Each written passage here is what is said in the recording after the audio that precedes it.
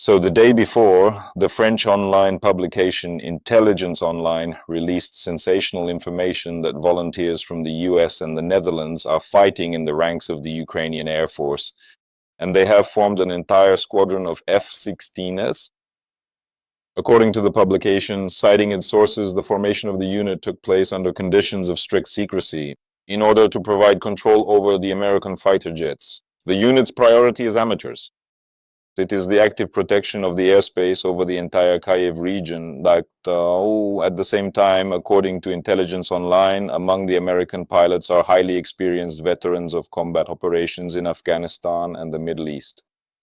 On the side of the Dutch Air Force, pilots have also been brought in, veterans who trained at elite aviation schools located in various countries around the world. The publication also writes that American and Dutch pilots have signed official contracts with the command of the Ukrainian Air Force, formalizing their participation in these efforts. And at the same time, they do not hold any official military ranks and are not included in any of the available public lists.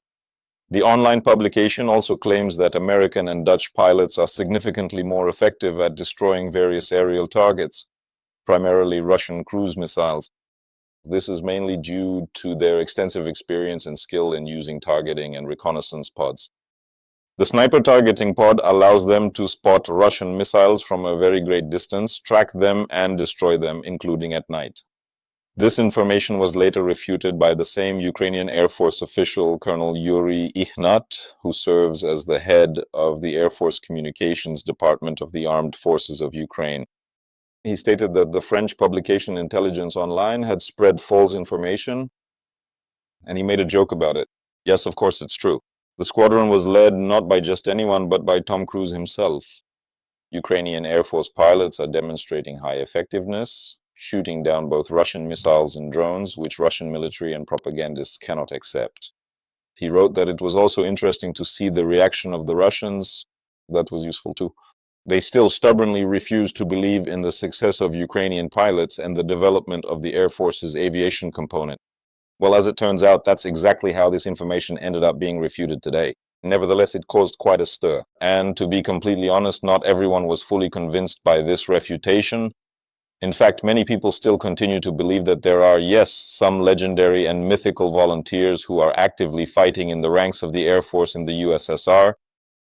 And it is precisely these volunteers who are credited with the effectiveness in shooting down aerial attack objects. In particular, during the past night, the Air Force shot down all cruise missiles except for the ballistic ones, as well as most of the drones. Out of a total of 396 launched drones, 367 were shot down.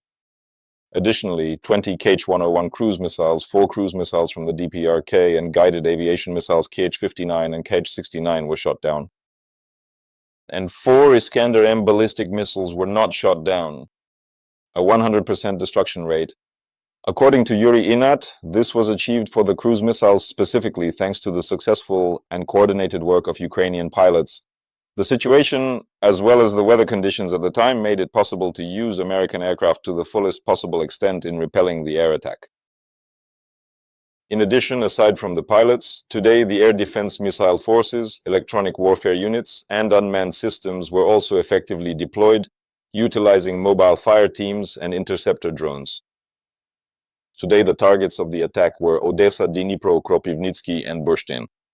An infrastructure facility was damaged, as well as a number of civilian buildings in Odessa, and in Dnipro there were fires and damage. A private enterprise, administrative buildings, and residential ones were affected.